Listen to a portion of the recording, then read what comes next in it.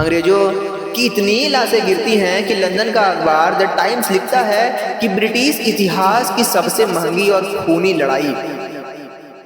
हम लोग देखते हैं कि अंग्रेज अपनी सारी मॉडर्न तोपें लेकर आते हैं। उस दरवाजे के नीचे हमारे पास नौनिहाल सिंह थे।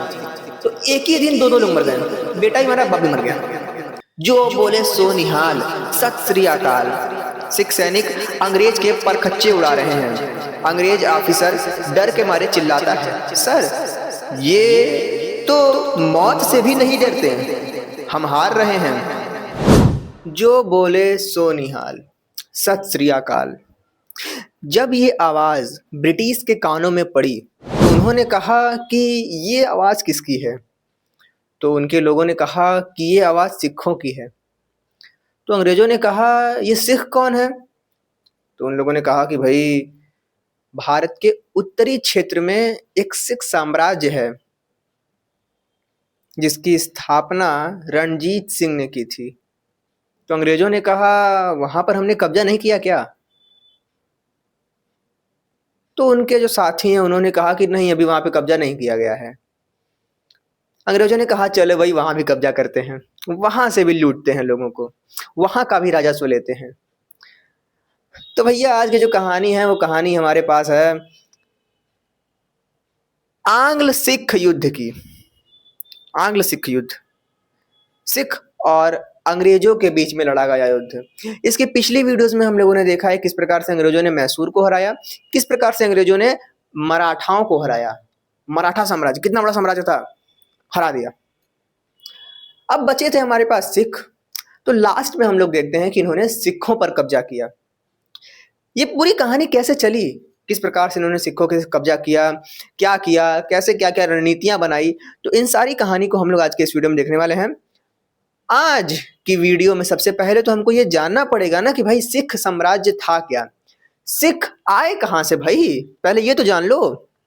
क्या धरती का निर्माण हुआ और भगवान ने एक गोला दे दिया कि चलो भाई यहाँ पर सिख लोग रहेंगे, ऐसा तो कुछ था नहीं। कुछ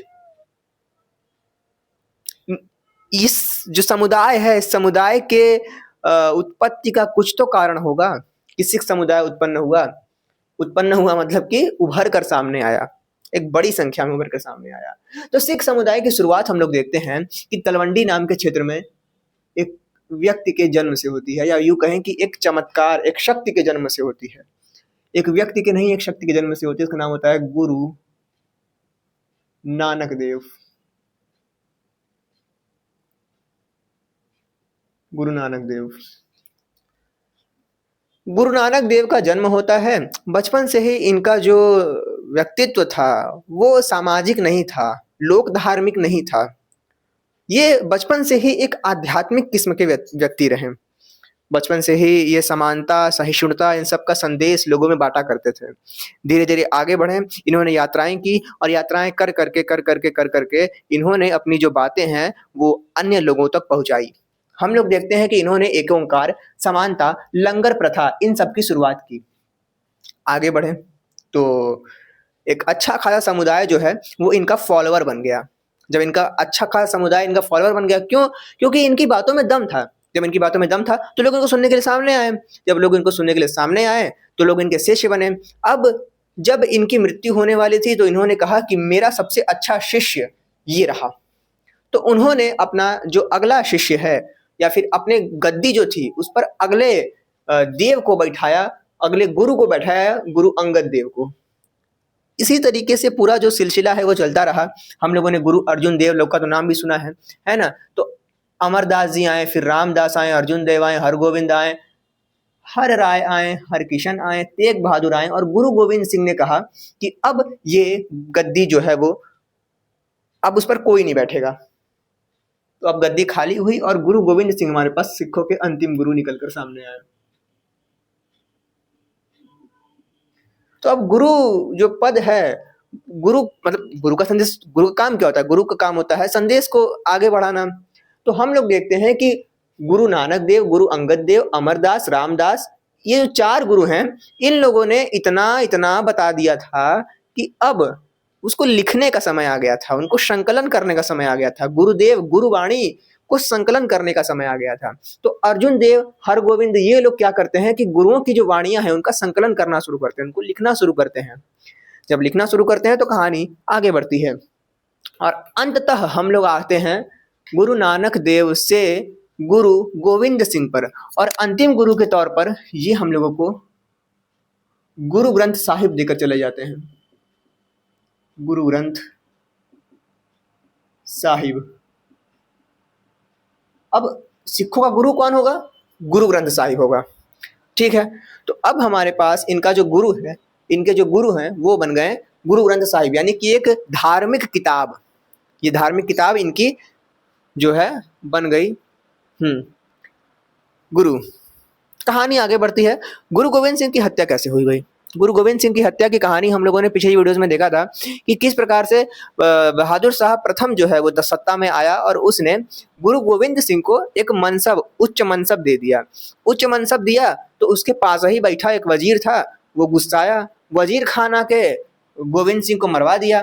गोविंद सिंह को मरवाया तो गोविंद सिंह की हत्या सन 1707 में हमारे पास हो गई, हत्या हुई। फिर हमारे पास सिखों का नेतृत्वकर्ता के रूप में बंदा सिंह बहादुर निकल कर आए। जब बंदा सिंह बहादुर निकल कर आए तो इन्होंने जाके इनके हत्यारों को मारा, वजीर को। जब वजीर को मारा तो वजीर को मारते मारते फिर उसके बाद सरहिंद वगैरह पे कब्जा किया। कब्जा करने के बाद आगे बढ़े, आगे बढ़ते बढ़ते हम लोग देखते हैं कि इनकी भी मृत्यु हो जाती है 1716 में। सिख समुदाय अब नेतृत्व विहीन हो चुका है, परंतु अभी कहानी बाकी है। कहानी को देखने के लिए हम लोग यहाँ पर ऊपर मिटाते हैं। इतना तो आपने लिख लिए होंगे आप लोग, इसको मिटाता हूँ मैं। तो आगे कहानी हम लोग ऊपर देखेंगे, क्योंकि इतना तो पूरा पढ़ने जाएंगे नहीं, मेन तो ऊपर ही देखना है हम लोगों को। तो कहानी आगे बढ़ती है और अब सिखों में एंट्री होती है। किसकी बताता हूँ, किसकी होती है। अब सिखों में एंट्री होती है समूहों की। सिख समुदाय बढ़ जाता है ना। तो कहानी शुरू होती है बंदा बहादुर से। बंदा बहादुर की मृत्यु हुई। मृत्यु के बाद हम लोग देखते हैं कि जो समुदाय है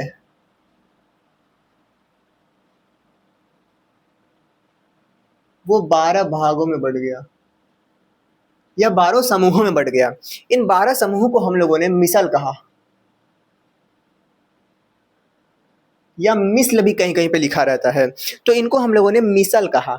जब इनको हम लोगों ने मिसल कहा तो मिसल के अंतर्गत बहुत सारे मिसल आए। कितने मिसल आए? 12 मिसल आए। इन 12 मिसल में हम लोगों को देखने को मिलता है कि 2 मिसल महत्वपूर्ण थे, शक्तिशाली थे। उन 2 मिसलों में कौन कौन आता था? शुकर चकिया और हमारे पास शुकर चकिया और भंगी। ठीक है, भंगी के अंतर्गत हमारे पास आता था। भंगी मजबूत क्यों था भाई? भंगी मजबूत इसलिए था क्योंकि इसी के अंतर्गत हमारे पास लाहौर आता था और हमारे पास अमृतसर आता था। ठीक है, तो लाहौर और अमृतसर इनके अंतर्गत आता था। किनके अंतर्गत? भंगी के अंतर्गत। भंगी के अंतर्गत लाहौर आता था। लाहौर क्या था? हमारे पास एक राजनीतिक केंद्र था। यहीं पर पूरा जो राजनीति वगैरह था उसका एक केंद्र के रूप में जाना जाता था, ये है ना। लाहौर अधिवेशन हम लोगों ने सुना है ना, मतलब लाहौर बड़ी नामी जगह है। अमृतसर स्वर्ण मंदिर आप लोग देखे ही हो, तो स्वर्ण मंदिर यहाँ पर हम लोग देखते हैं, तो इसलिए ये आध्यात्मिक केंद्र के रूप में देखा गया। तो जब हम लोग लाहौर और अमृतसर को राजनीतिक और आध्यात्मिक केंद्र के अंतर्गत देखते हैं, तो इसीलिए हम लोग देखते हैं कि जो हमारा भंगी है वो एक महत्वपूर्ण मिसल बनकर सामने आया।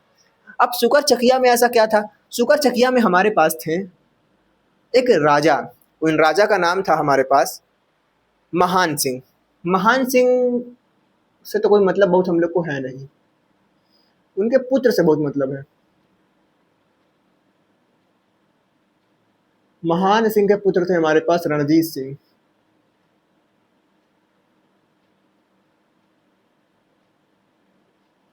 ये खतरनाक आदमी थे। ये आगे बढ़े, इन्होंने देखा किस प्रकार से सब कुछ जो है एकदम अस्त व्यस्त है। 12 मनसब 12 भागों में बटा हुआ है हमारा। है तो हम लोग एक ही, परंतु बटे हुए हैं। हम लोग में एकता कम होती जा रही है। तो हम लोग देखते हैं कि रणजीत सिंह जो है वो मिसलों को एकत्रित करते हैं। मिसलों को एकजुट करने का काम करते हैं। ठीक है, मिसलों को एकजुट करते हैं। एकजुट करने के लिए इन्होंने बहुत सारी नीतियां अपनाई। क्या क्या नीतियां अपनाई भाई? इन्होंने कहा कि इन मिसलों का ना आपस में विवाह कर देते हैं, है ना, कि वहां के सरदार की बेटी वहां के सरदार का बेटा शादी करा दो, उन लोगों में अफेयर करा दो, तो शादी हो जाएगा तो उन लोग अपने दामाद जी बन जाएंगे, है ना, तो फिर जो है कि रिश्ता बढ़ेगा इन लोगों में। तो इन्होंने विवाह को प्रेरित किया। उसके बाद इन्होंने गोद निषेध नीति लाई। गोद निषेध, इन्होंने बोला कि अगर तुम बच्चा पैदा नहीं करोगे, अगर कोई सरदार है और उसका बच्चा नहीं है, तो फिर उसके मृत्यु के बाद उसके गोद लिए हुए बच्चे को हम लोग राजा या फिर अगला जो सरदार है वो बनने नहीं देंगे। अब वो हमारे पास आ जाएगा, रणजीत सिंह के अंतर्गत आ जाएगा। तो हम लोग देखते हैं गोद निषेध की नीति आई, और हम लोग देखते हैं इन्होंने युद्ध किया। किसके लिए? मिसलों को एकजुट करने के लिए। ठीक है, तो हमारे पास शुकरचकिया भंगी था, महान सिंह हमारे पास राजा रहे, रणजीत सिंह उनके बेटे थे। रणजीत सिंह ने लोहा उठाया पूरे मिसलों को एकजुट करने का। उसके लिए उन्होंने विवाह कराए सरदारों के आपस में। सरदारों के मतलब कि समझ रहे हो आपको किसकी बात कर रहा हूं मैं, है ना। गोद निषेध की नीति लाई और युद्ध करके क्षेत्र को हड़पा। जब क्षेत्र को हड़पा तो अब इनके पास एक बड़ा साम्राज्य आ गया। जो ये बड़ा साम्राज्य है हमारे पास, यही हमारे पास कहलाया सिख साम्राज्य।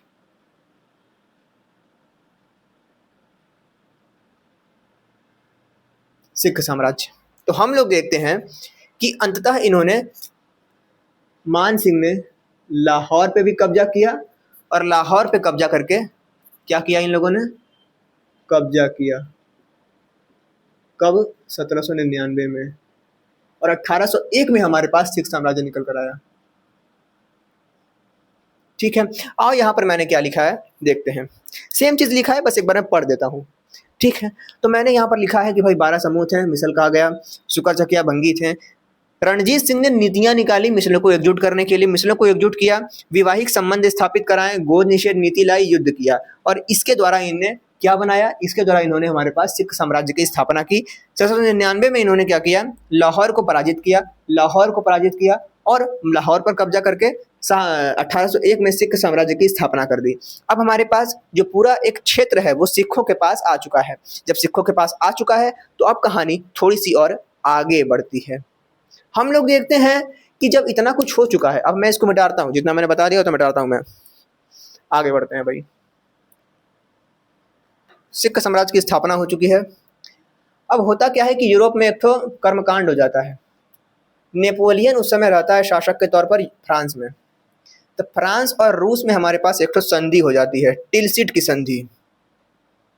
ठीक है, तो टिलसिट की संधि में क्या हुआ भाई? लिखता हूं पहले मैं। फ्रांस और इंग्लैंड वो दोनों दुश्मन थे, है ना। तो फ्रांस तो बदला लेना चाहता था भाई। तो हम लोग देखते हैं कि जब सिख साम्राज्य की स्थापना हुई तो 1807 में हमारे पास सिलसिट की संधि हो जाती है। कौन संधि होती है भाई? सिलसिट नहीं, टिलसिट। अरे वही बतिया यार, टिल सिट संधि। किसके देश के बीच में? फ्रांस और रसिया के बीच में। फ्रांस और रसिया के बीच में टिलसिट की संधि हुई, और इन्होंने निर्णय लिया कि अंग्रेजों को, ब्रिटिश ब्रिटिश को पकड़ के मारेंगे, है ना। क्या किया भाई इन्होंने? इनको हटाने का प्लान बनाया। जब इनको हटाने का प्लान बनाया तो प्लान कुछ इस तरीके से था कि भाई ये रहा हमारे पास भारत, कुछ मान लो कुछ इस तरीके से। ठीक है, थोड़ा सा गंदे ड्राइंग है, बस समझ लेना अभी के लिए। भारत का क्या, उस समय सब कुछ हमारे ही पास था, है ना। पाकिस्तान पाकिस्तान सब हमारा था, बट अभी के लिए मैं ऐसे बना कर रखता हूँ ताकि आप कनेक्शन बना सको थोड़ा सा। ठीक है, और इधर से थोड़ा सा ये ऐसे आया। ठीक है, अरे भाई यार मतलब थोड़ा सा तो सही कर दो।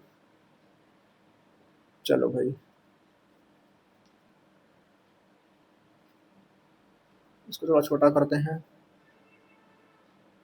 चलो यार, यहाँ पर श्रीलंका श्रीलंका को छोड़ो। तो ये रहा हमारे पास भारत। अब ऊपर हमारे पास यूरोप है। यूरोप वाले इधर से आएंगे। जब इधर से आएंगे तो यहाँ पर हमको क्या देखने को मिल रहा है? यहाँ पर हमको देखने को मिल रहा है पंजाब।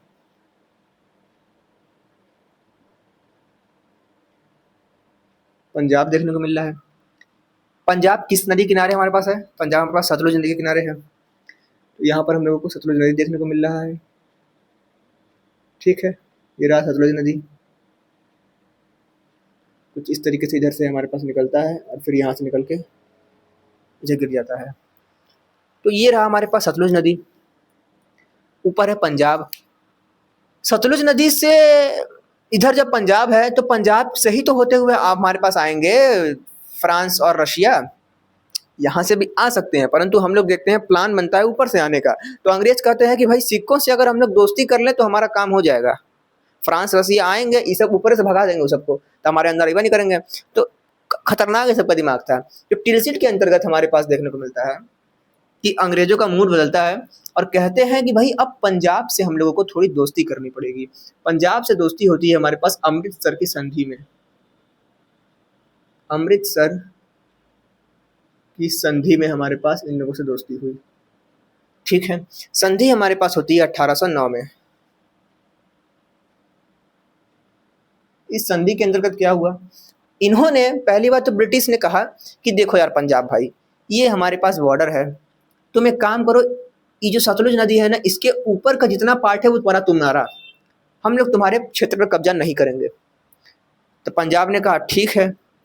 अंग्रेजों ने कहा कि मगर इसके इधर का जो हिस्सा है वो हमारा रहेगा, उस पर तुम कब्जा नहीं करोगे। तो हम देखते हैं बढ़ गया ये। हम लोग देखते हैं इधर पंजाब और इधर हमारे पास अंग्रेज आ गए। ठीक है, तो इधर हमारे पास अंग्रेज आ गए। जब इधर अंग्रेज आ गए तो कहानी आगे बढ़ी, दोनों को फायदा हुआ। अब पंजाब को इधर कोई दिक्कत ही नहीं है, उसको ये दिक्कत नहीं है कि अंग्रेज यहाँ पर आके हम लोग को लूट लेंगे। तो अमृतसर की संधि के बाद पंजाब ने इधर बढ़ना शुरू किया, कश्मीर फश्मीर कुल जो कब्जा किया, अपना साम्राज्य इसने बड़ा किया, अपना साम्राज्य इसने बड़ा किया। ठीक है, अंग्रेजों ने इधर अपना काम जारी रखा। सब कुछ तो बढ़िया चल ही रहा था। राजा रणजीत सिंह ने सैन्य शक्ति को अच्छे से जो है मजबूत किया। यूरोपीय स्टाइल में इन्होंने ढाला, अनुशासित किया और इसको खालसा नाम दिया। ठीक है, तो अमृतसर की संधि में हम लोग देखते हैं कि दोनों लोगों को फायदा हुआ। कैसे फायदा हुआ मैंने बता दिया। फायदा हुआ कैसे हुआ यहाँ पर मैंने बताया है। ठीक है, तो जब फायदा हो रहा है तो क्या क्या फायदा हुआ? फायदा ये हुआ कि अंग्रेज जो हमारे पास पंजाब है, फायदा हमारे पास क्या क्या हुआ? पंजाब ने हमारे पास पेशावर कश्मीर जो है अपने कब्जे में ले लिया। पंजाब ने क्या किया भाई? पेशावर लिया आपने, इसको हटाता हूं मैं पहले। तो पेशावर लिया, यहाँ पे पेशावर प्लस कश्मीर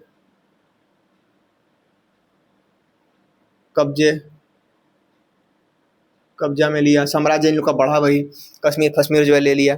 फिर आगे क्या हुआ? जब कश्मीर ले लिया तो ये और आगे बढ़े। इन्होंने कहा कि भाई जब विस्तार हो रहा है तो क्यों ना हम लोग अपनी सेना का पुनर्गठन करें। तो एक और हम लोग को फायदा देखने को मिला कि सेना बढ़ी, सेना का पुनर्गठन हुआ, सेना का मतलब विकास हुआ। और क्या हुआ? ट्रेनिंग हुई इन लोगों की। खालसा को एशिया का दूसरा अत्याधुनिक सेना बनाया गया। जो हमारे पास सेना थी जिसको हम लोग खालसा कहते थे, सेना को क्या कहते थे भाई? खालसा। सेना को खालसा, यहाँ पे सब लिखा हुआ है, आपको ये लिखना है, यहाँ पे बता रहा हूँ मैं। सेना को कहते थे खालसा। खालसा जो है वो बहुत अत्याधुनिक सेना बनी, जो बोले सो निहाल ससरिया काल बनकर सब कूद जाते थे। जो है कि जब कूद जाते थे तो कोई बचता ही नहीं था। गजब एकदम। अभी भी देखते हो कि पंजाब के लोगों में अलग ही जान होता है, मतलब घी रोटी एकदम गजब खाते हैं, पूरा आलू के पराठे, और जो है कि एकदम आलू के पराठे खा के ये पहलवानी लड़ते हैं, और मतलब गजब जो है कि होते हैं ये लोग। हम लोग देखते हैं कि रणजीत सिंह ने 29,000 की शक्तिशाली फौज बनाई। सेना कितने की बनाई इन्होंने? 29,000 की बनाई। ठीक है, खालसा कहा गया और खालसा 29,000 की थी। आगे बढ़ें तो अब हमारे पास कहानी में मोड़ आया। वो मोड़ क्या था? मोड़ बड़ा दिक्कत हो गया। हम लोग देखते हैं रणजीत सिंह की मृत्यु हो जाती है। रंजीत बोलो या रणजीत बोलो, ठीक है, रणजीत सिंह। राजा रणजीत सिंह की हमारे पास मृत्यु हो गई। मृत्यु हो गई 1839 में। जब राजा रणजीत सिंह की मृत्यु हुई तो इनका बेटा आया खड़क खड़क खड़क सिंह। खड़क सिंह को इतिहासकार बोलते हैं कि ये बहुत शांत व्यक्तित्व का आदमी रहा। अशांत व्यक्तित्व का आदमी रहा, इसका रुचि नहीं था प्रशासन में। ये मस्त रहता था अपना, कमजोर शासक था। जब कमजोर शासक था तो इसका लड़का था हमारे पास, रणजीत सिंह के बाद हमारे पास आते हैं खड़क सिंह। खड़क सिंह जी आए हमारे पास, और इसका इसके बाद हमारे पास, तो बाद में देखेंगे, इसके ये कमजोर था शासक, है ना, कमजोर शासक था। ऐसा समझो, यहाँ पर बात समझो। जो कमजोर है, हमारे मुख से उसके लिए अपने आप ये शब्द निकल जा रहा है कि वो कमजोर था। और जो मजबूत थे, जैसे राजा रणजीत सिंह मजबूत थे, तो इनके लिए अपने आप सम्मान निकल के आ जा रहा है। तो इससे हम लोग एक और चीज़ सीख पाते हैं भाई, कि अगर आप मजबूत हो तो लोगों के द्वारा आपको अपने आप ही सम्मान मिल जाएगा, सम्मान मांगने की ज़रूरत ही नहीं है। अगर आप मजबूत नहीं हो, अगर आप एजुकेटेड नहीं हो, अगर आपके पास शक्तियाँ नहीं हैं, तो फिर आपको तू करके ही बात लोग करेंगे। तो अगर आप अपनी रिस्पेक्ट बनाना चाहते हो तो पहले मजबूत बनो, आगे बढ़ते हैं, एजुकेटेड बनो। तो खड़क सिंह कमजोर हैं, तो इनका जो लड़का था नौनिहाल सिंह, वो इनका शासन संभाला करता था। एक बार क्या होता है कि खड़क सिंह की रहस्यमयी तौर पर मृत्यु हो जाती है। किसी को नहीं पता था कि खड़क सिंह कैसे मरे। ये इतिहास के पन्नों में एक रहस्य बनकर रह गया। खड़क सिंह की मृत्यु हुई, उनका बेटा नौनिहाल सिंह इनको जलाकर घर आ ही रहा था कि रात के समय कुछ गिरने की आवाज़ आई। लोगों ने जाकर देखा तो दरवाज़ा गिरा था। खड़क सिंह तो खड़क गए, और इनके खड़कने पर एक दरवाज़ा भी खड़क गया। उस दरवाजे के नीचे हमारे पास नौनिहाल सिंह थे। तो एक ही दिन दो लोग मर गए, बेटा ही मरा, बाप भी मर गया। तो हमारे पास खड़क सिंह के बाद कमज़ोर थे खड़क सिंह, इनकी मृत्यु हुई।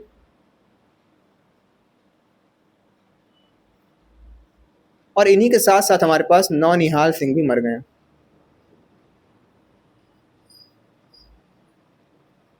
नौनिहाल सिंह, नौनिहाल सिंह भी मर गए। और इसी के साथ हमारी कहानी का इंटरवल हो जाता है। कहानी के बाद क्या होता है, इसको हम लोग अभी देखने वाले हैं। तो चलो भाई देखते हैं कहानी के बाद क्या होता है। इंटरवल खत्म होता है। अब जो हमारे पास सिख साम्राज्य है, उस पर अराजकता फैली हुई है। वहाँ शासन, जो गद्दी है, उस पर कोई बैठा हुआ है। हम लोग जब उनके करीब जाते हैं तो पता चलता है कि कोई महिला बैठी हुई है। हम थोड़ा और करीब जाते हैं तो पता चलता है कि हाँ, यहाँ पर कोई महिला ही बैठी हुई है। तो हम उनसे पूछते हैं कि आंटी आप कौन हो?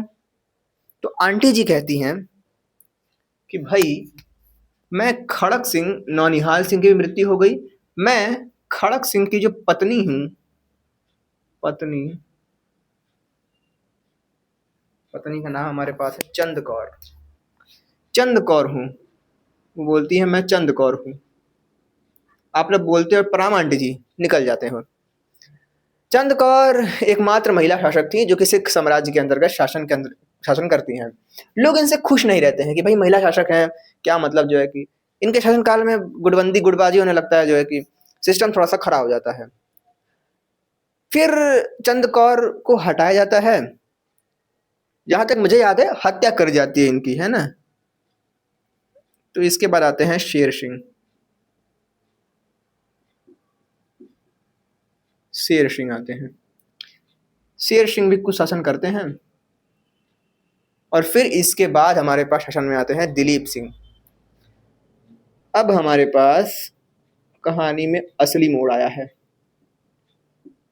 दिलीप सिंह केवल 5 ईयर के हैं और गद्दी में बैठ गए हैं। बैठ के जो है कि दूध पी रहे हैं। लोग कह रहे हैं अरे वाह, ये तो राजा जी हैं। अब ससुर के नाते दिक्कत हो गया। तो कोई तो इनके संरक्षण के तौर पर रहेगा। तो हम लोग देखते हैं कि इनकी संरक्षिका होती हैं, उन्हीं के संरक्षण में ये शासन करते हैं। मतलब 5 साल का आदमी क्या शासन करेगा यार। इनकी मम्मी जी रहती हैं जिंदन कौर, वही इनकी संरक्षिका रहती हैं। तो इनकी संरक्षिका जिंदन कौर रहती हैं। अभी तक कुछ युद्ध वगैरह का हमको कुछ पता नहीं, अंग्रेज अभी तक एंटर भी नहीं हुए कहानी में, है ना। परंतु अब कहानी में एंटर होते हैं अंग्रेज। मैंने शुरुआत में बोला था कि जब आवाज ब्रिटिश तक पहुंचती है तो ब्रिटिश कहते हैं कि ये तो सिख हैं, सिख जब बचे हुए हैं तो हम लोग उनको भी कहना तोड़ दें। हमने मैसूर को तोड़ा, हमने मराठाओं को तोड़ा, तो अब इनको भी तोड़ते हैं। तो क्या होता है, ये रहती है हमारे पास सतलुज नदी।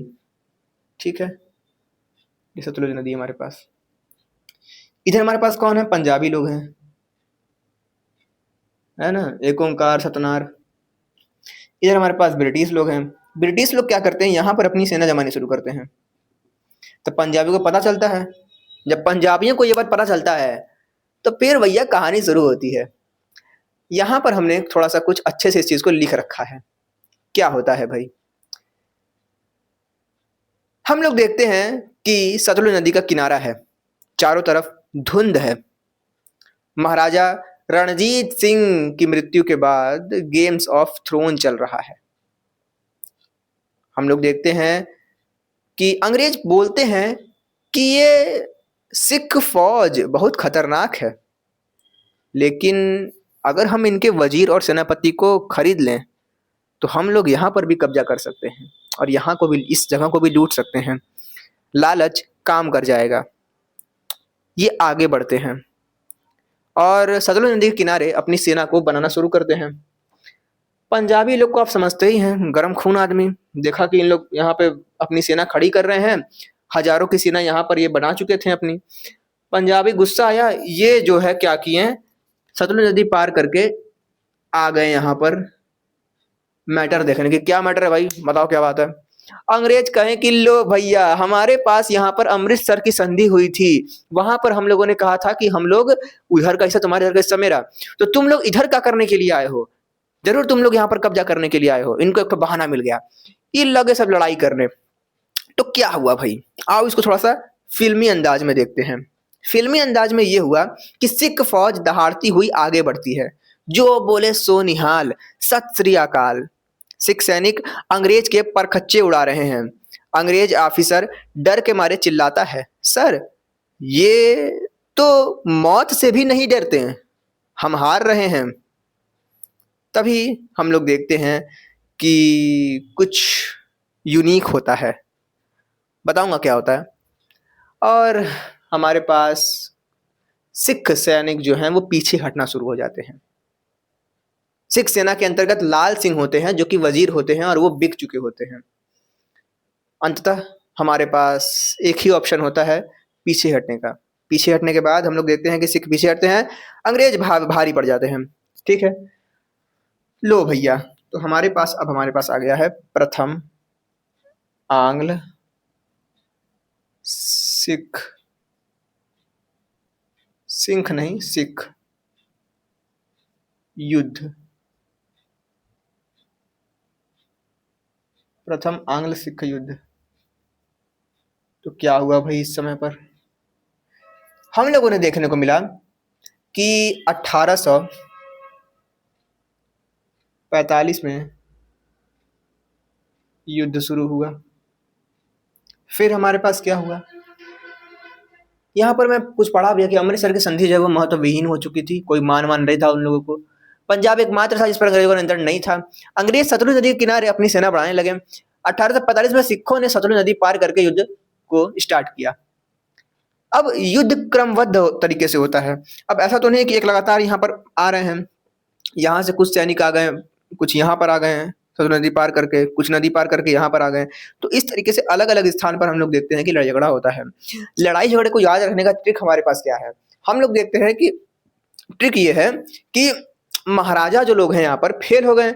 महाराजा लोग यहाँ पर फेल कैसे हो गए? अरे भैया, रणजीत सिंह के पास कोई ढंग का शासक ही नहीं आया उसके बाद, महाराजा रणजीत सिंह के बाद जब उनके बाद कोई बढ़िया शासक नहीं आया तो महाराजा क्या हुए? फेल हो गए। तो हम लोग कहते हैं कि महाराजा फेल हो गए और बोले बस, ठीक है। और यही हमारे पास क्रम है। इसी एग्जाम में हो सकता है क्रम वरम पूछ दे, पूछे उछेगा नहीं, परंतु याद रहेगा, ज्यादा बेहतर रहेगा। तो क्रम क्या क्या है? हमारे पास एम से है मुदकी, हमारे पास एफ से है फिरोज शाह, ये सब जगह के नाम है। बी से हमारे पास है बद्दोवाल। बद्दोवाल एकमात्र जगह होता है जहां पर कि सिख जीतते हैं। मैं गोला बना देता हूँ, बाकी सब जगहों पर सिख हार जाते हैं। सेना जो हमारे पास ब्रिटिश सेना है वो बहुत एडवांस हो चुकी होती है भाई, बहुत अनुशासित, एकदम ट्रेनिंग वाली सेना, और बड़े बड़े इनके पास हथियार। तो हमने देखा मुदकी, हमने देखा फिरोज शाह, हमने देखा बद्दोवाल, हमने देखा ए से अलीवाल, और हम लोग देखते हैं सबराव का युद्ध होता है, एस से सबराव का युद्ध होता है। तो इनमें से हमारे पास अंततः हम लोग देखते हैं कि सिख हारते हैं, और यही था प्रथम आंग्ल मराठा युद्ध। सिख जो है हारते हैं, ठीक है, सिख हारते हैं। हम लोग देखते हैं कि लाहौर की संधि होती है, पंजाब को एक तरीके से अप्रत्यक्ष रूप से नियंत्रण करने का कार्य होता है। क्या होता है भाई? सिख सेना हारी, 1846 में लाहौर की संधि हुई। तो इसके बाद क्या हुआ? 1846 में हमारे पास लाहौर की संधि हुई। लाहौर की संधि में पहले तो इन लोगों ने कहा कि भाई तुमने बहुत हमारा नुकसान कराया। अंग्रेजों ने नुकसान के लिए 1.5 करोड़ रुपया मांग लिया। अब 1.5 करोड़, सिख साम्राज्य हमारे पास इतना बड़ा भी थोड़ी था कि 1.5 करोड़ रुपया हो, तो 1.5 करोड़ रुपया ये लोग दे नहीं पाते हैं। तो हम लोग देखते हैं कि 1.5 करोड़ के बदले ये लोग अपना पूरा चुका नहीं पाते हैं। जब पूरा चुका नहीं पाते हैं तो अपने अंतर्गत ये कश्मीर का जो क्षेत्र होता है, कश्मीर का क्षेत्र ये लोग अंग्रेजों को दे देते हैं कि लो भाई तुम लोग हमारा क्षेत्र ही ले लो। तो एक तो हमारे पास ये हुआ कि इन पर हर्जाना लगा और ये क्षेत्र जो है वो कश्मीर जो है वो दे दिए। उसके अलावा जालंधर नदी, जालंधर क्षेत्र, दोआब का क्षेत्र जो है, जालंधर एक क्षेत्र है, ठीक है। दोआब का अर्थ है कि जो एक उपजाऊ क्षेत्र है ना, पानी वानी का जो क्षेत्र होता है, जहां से पानी वगैरह निकल कर आती हैं, इस तरीके से दोआब का क्षेत्र, नदियां निकल कर आती हैं। तो दोआब का क्षेत्र जालंधर दोआब था। यहाँ पर ये क्षेत्र पर अंग्रेजों ने कब्जा किया। सिख साम्राज्य का दोआब जो है इनके हाथ में चला गया।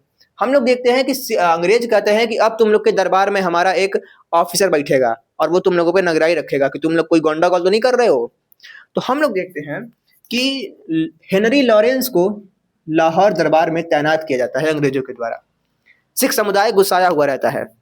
46 में युद्ध खत्म तो हो जाता है, परंतु अभी भी एक ज्वाला अंदर फूट रही है। थोड़े ही दिनों बाद हम लोग देखते हैं कि अंग्रेज जाने वाले होते हैं, परंतु अंग्रेजों के पिछवाड़े में कुछ काट रहा था। अंग्रेजों ने कहा कि यार इन लोगों में मतलब हम लोग, वो मजा नहीं आया। हम लोग हर जगह जाते हैं तो एकदम पूरा बवाल मचा के आते हैं, यहाँ पर खाली बस तुरंत संधि वंधि हो गया, युद्ध थोड़ी मनी युद्ध हुआ। हालांकि सिखों ने एकदम धूल चटा दिया था, बट अंग्रेज कहता है कि नहीं, पूरा कब्जा करके जाएंगे। तो ये लोग क्या करते हैं कि यहाँ के सैनिकों को ना भिड़ा, उसी में आपस में चुगली पुगली कर देते हैं, कहते हैं कि भिड़ाओ इन लोग को आपस में ही। तो जब ये लोग इन लोगों को, सिखों को आपस में भिड़ाने का काम करते हैं, तो सबसे पहले ये देखते हैं खालसा लोगों को, जो सेना है उस सेना को ही ये भड़काने का काम करते हैं। जब सेना को भड़काने का काम करते हैं तो सेना भड़कती है और कहती है अंग्रेजों से कि अंग्रेज लोग तुम थोड़ा दिन और यहाँ पे रुक जाओ, तुम रुके रहोगे ना तो हमारे जो सरदार हैं, जो अपने लोग हैं, वो हमारे ऊपर हुक्म नहीं चलाएंगे, तुम रहोगे तो हमारा थोड़ा दबदबा बना रहेगा। तो अंग्रेजों ने कहा ले भैया, यहाँ भी हम लोगों ने फाइनली इन लोगों के अंदर एक डाल दिया कि चलो भाई फूट डालो, राज करो नीति। क्या हुआ इसके बाद? अंग्रेजों ने एक और काम कर दिया, इन्होंने वजीर सिंह को देश निकाला दे दिया। तो वजीर सिंह को भी निकाल दिया गया। वजीर सिंह मतलब वजीर लाल सिंह, वजीर थे लाल सिंह जिन्होंने सहायता किया था, इनको देश निकाला दिया गया। फिर हम लोग देखते हैं कि रानी जिंदन कौर जो थी वो अंग्रेजों के विरोध में थी। जिंदन कौर कौन था? अरे भाई, दिलीप सिंह की मम्मी थी, जो कि संरक्षिका के तौर पर काम कर रही थी। एक प्रभावशाली इनका नेतृत्व रहा इस पूरे योगदान, इस पूरे क्रांति में, इस पूरे विद्रोह में। और ये अच्छे खासे तरीके से विद्रोह कर रही थी और अंग्रेजों का विरोध कर रही थी। अंग्रेजों को ये बात पसंद नहीं आई, उन्होंने कहा कि मैं इनको तो हटा के जाऊंगा। हम लोग देखते हैं कि भैरोवाल की संधि होती है। लो भैया, एक और संधि हो गई 46 में। कौन संधि हुई भाई? भैरोवाल की संधि। भैरोवाल की संधि हो गई। भैरोवाल की संधि में क्या हुआ?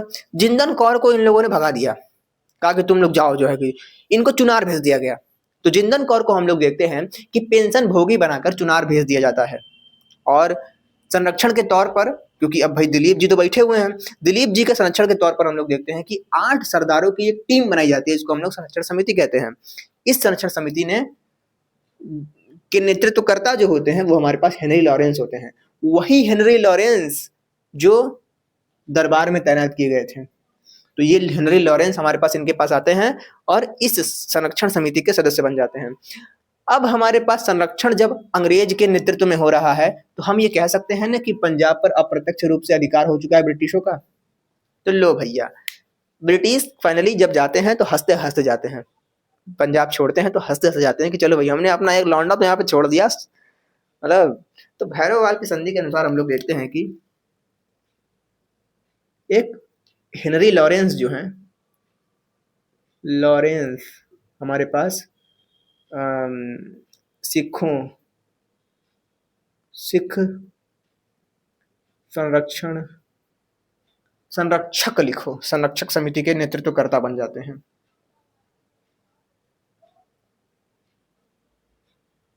के नेतृत्वकर्ता बनते हैं। अब प्रथम आंग्ल सिख युद्ध खत्म हुआ। अभी तो हमने क्या क्या पढ़ा, फिर से पढ़ते हैं। बंदा बहादुर की मृत्यु हुई, समुदाय 12 भागों में बटा, मिसल का आ गया।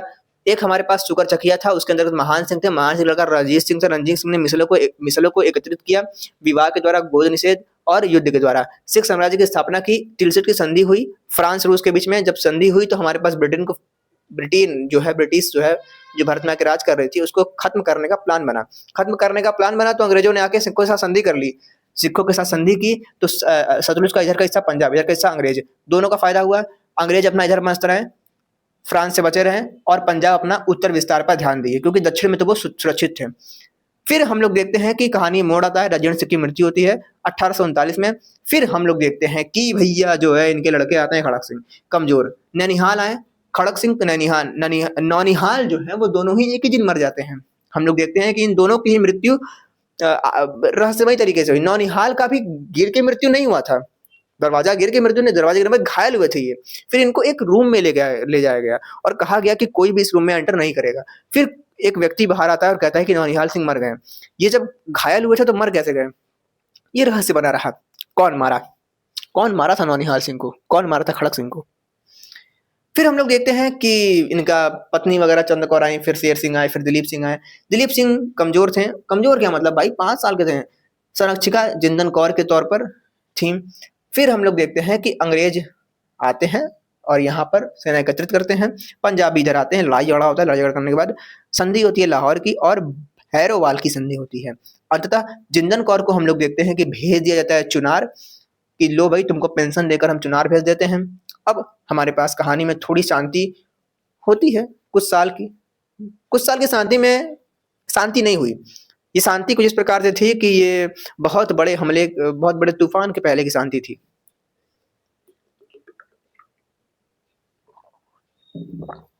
हुआ क्या, अब सिख असंतुष्ट थे, गुस्साए हुए थे।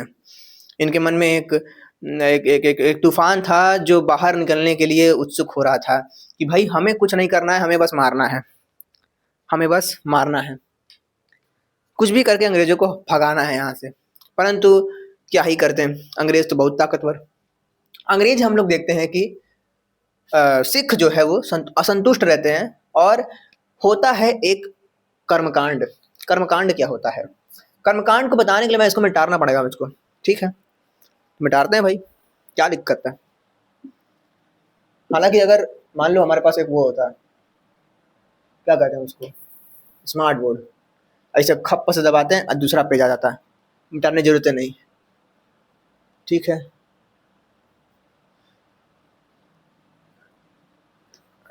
क्या हुआ अब? ये था हमारे पास कुछ इस तरीके से, मान लो भारत है ना, ऐसा ही है, अभी भी है भी।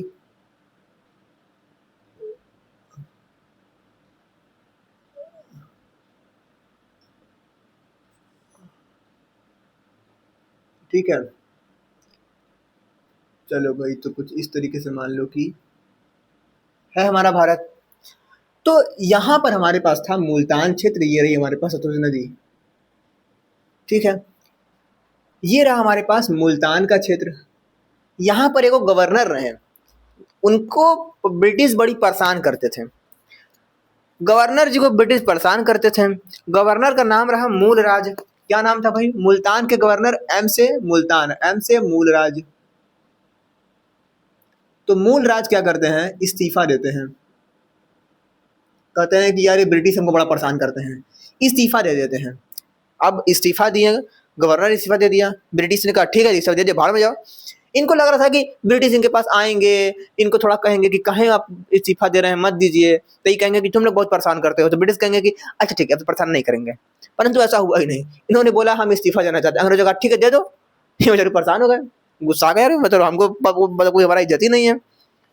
हम लोग देखते हैं कि ब्रिटिश जो है मुल्तान में अब दूसरा गवर्नर भेजते हैं। दो अंग्रेज आते हैं और एक व्यक्ति रहता है जिसका नाम होता है, दो अंग्रेज रहते हैं। वो एक व्यक्ति को लेकर आते हैं जिसको इन लोगों को बनाना था नया गवर्नर। उस नए गवर्नर का नाम रहता है काहन सिंह।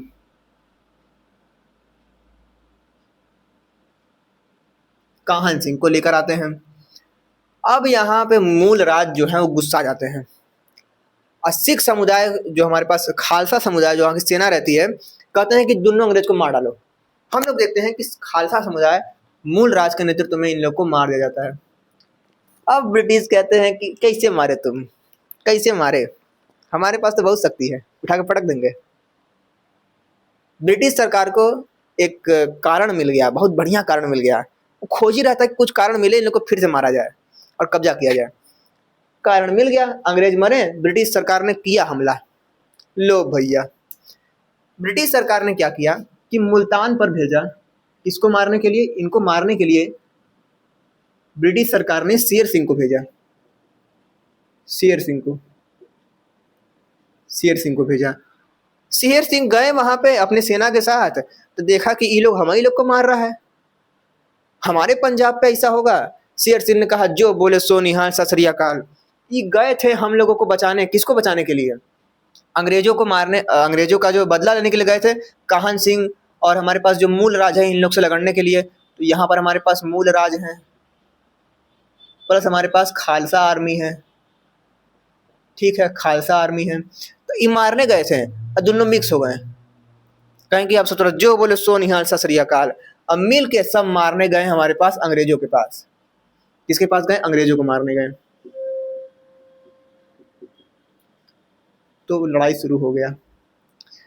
हम लोग देखते हैं कि अब विद्रोह शुरू हो चुका है। विद्रोह को दबाने के लिए शेर सिंह को भेजा गया और वो खुद से जो है किस वहां पर शामिल हो गए। अब हमारे पास मूल राज है, खालसा आर्मी है, शेर सिंह है। मूल राज है, खालसा आर्मी है, शेर सिंह है, और उस पर हमारे पास ब्रिटिश है। हम लोग देखते हैं कई युद्ध होते हैं। हम लोग देखते हैं कई युद्ध होते हैं। कई युद्ध मतलब कि 3 युद्ध हम लोगों को देखने को मिलता है। कौन कौन सा युद्ध हुआ? 3 युद्ध हुआ। ठीक है, 3 युद्ध में पहला युद्ध हम लोग देखते हैं रामनगर का युद्ध।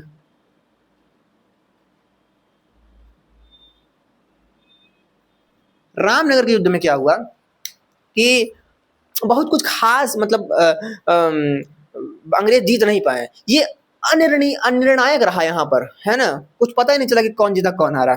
हम लोग देखते हैं कि रामनगर का युद्ध जो है वो लॉर्ड गफ और शेर सिंह के बीच में लड़ा गया। अनिर्णायक जीत हुई, किसी की जीत ही नहीं हुई, युद्ध अनिर्णायक रहा। फिर हम लोग देखते हैं चिलियान वाला का युद्ध हुआ। इसके बाद हम लोग देखते हैं चिलियान वाला, जिली नहीं, चिली, चिलियान वाला का युद्ध हुआ। यहाँ पर सिखों ने खूब मारा, मगर सिख शुरुआत में तो भारी पड़े, मगर अंग्रेजों ने लास्ट में बाजी मारी। हम लोग देखते हैं कि जो हमारे पास गफ भैया हैं, लॉर्ड गॉफ कहो या गफ कहो, लॉर्ड गॉफ को भी अंग्रेजों ने भगा दिया कि तुम सब का लड़ाई कर रहा है जी, सिख सब भारी पड़ रहे हैं। परंतु अंततः जाते जाते मुल्तान वगैरह जो क्षेत्र है उसका पतन कर दिया गया। जो मुल्तान क्षेत्र है इसका पतन कर दिया गया, ब्रिटिश शासन आया यहाँ पर, और सिख हमारे पास चिलियान वाला के युद्ध में हारे गए। खतरनाक युद्ध हुआ, बहुत एकदम मतलब तबाह कर दिया पूरा एकदम अंग्रेजों को। और सिख तो भाई मतलब खत्म होने ही वाले थे, तो सिख को तो क्या ही कहा जाए। अंग्रेजों को बड़ी हानि हुई। तीसरा युद्ध हम लोग देखते हैं कि पाकिस्तान के गुजरात में होता है। गुजरात मतलब ये गुजरात नहीं, इधर वाला गुजरात नहीं जहाँ पे मोदी जी पैदा हुए रहे। गुजरात पाकिस्तान वाला गुजरात है ये। गुजरात का युद्ध हुआ है और इसमें हम लोग देखते हैं सिख हारे, सिख हार गए। अंततः हम लोग देखते हैं कि अब ब्रिटिश का जो है वो हिस्सा हो चुका है पंजाब हमारा। रावलपिंडी में इन लोग आत्मसमर्पण कर देते हैं। कहाँ आत्मसमर्पण करते हैं भाई? रावलपिंडी में हम लोग देखते हैं कि ये लोग आत्मसमर्पण कर देते हैं।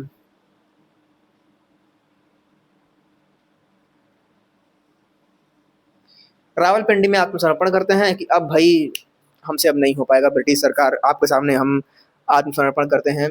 अंततः हम लोग देखते हैं कि सिख साम्राज्य खत्म होता है। जिस साम्राज्य को शुरू किया था रणजीत सिंह ने, उस साम्राज्य का अंत कर दिया हमारे पास ब्रिटिश सरकार ने। ब्रिटिश सरकार ने सबको तोड़ा, मैसूर को तोड़ा, मराठों को तोड़ा, मुगलों को तोड़ा, सबको तोड़ा।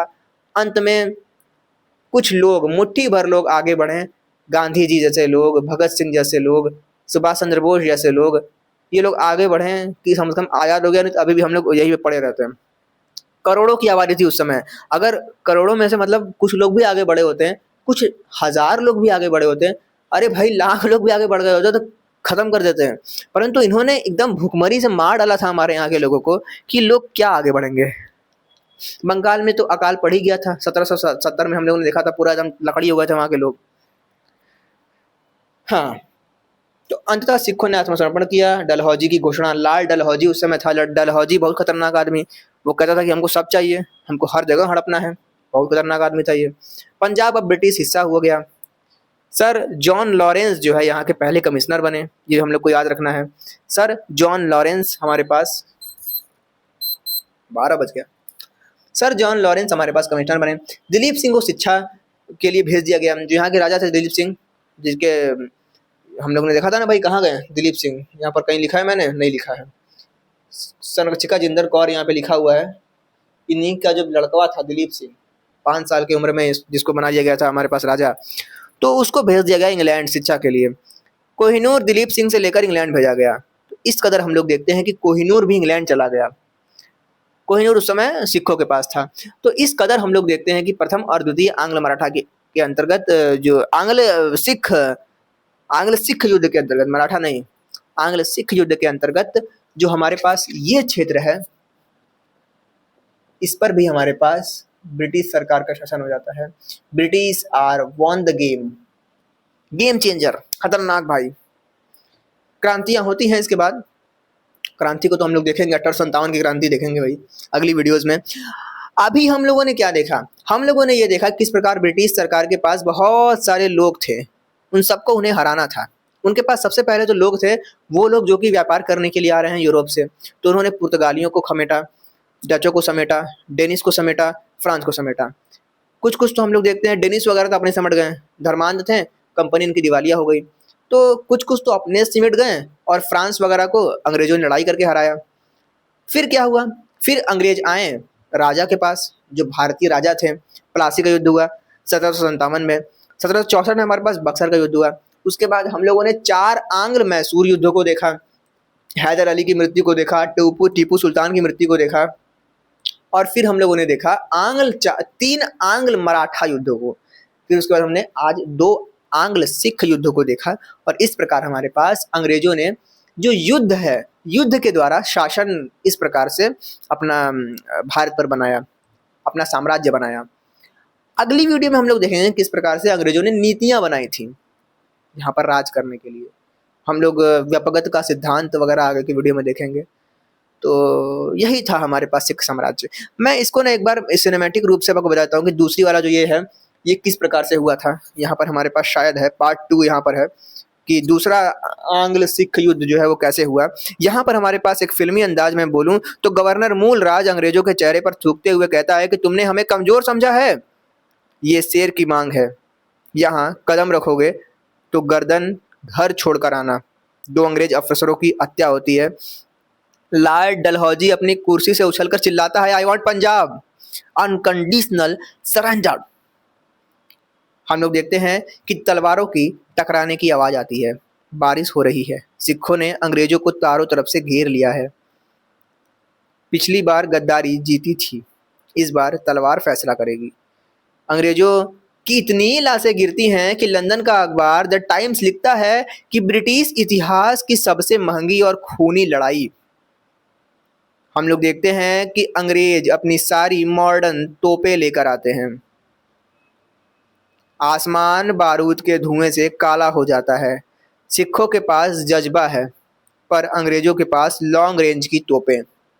क्या होता है अंत में? हमारे पास सिख हारते हैं। महाराजा दिलीप सिंह सिंहासन पर बैठे हुए हैं। डलहौजी एक पेपर आगे बढ़ाता है और कहता है, साइन करो बच्चा, अब ये पंजाब रानी विक्टोरिया का है। दिलीप सिंह कोहिनूर हीरा अंग्रेजों को थमा देता है। बैकग्राउंड में सैड म्यूजिक बजता है और पंजाब का नक्शा लाल ब्रिटिश रंग में रंग जाता है। क्या होता है भाई? इस प्रकार हम लोग देखते हैं कि हमारे पास सिख साम्राज्य खत्म हो जाता है। मिलते हैं नेक्स्ट वीडियो में अंग्रेजों की नीतियों के साथ।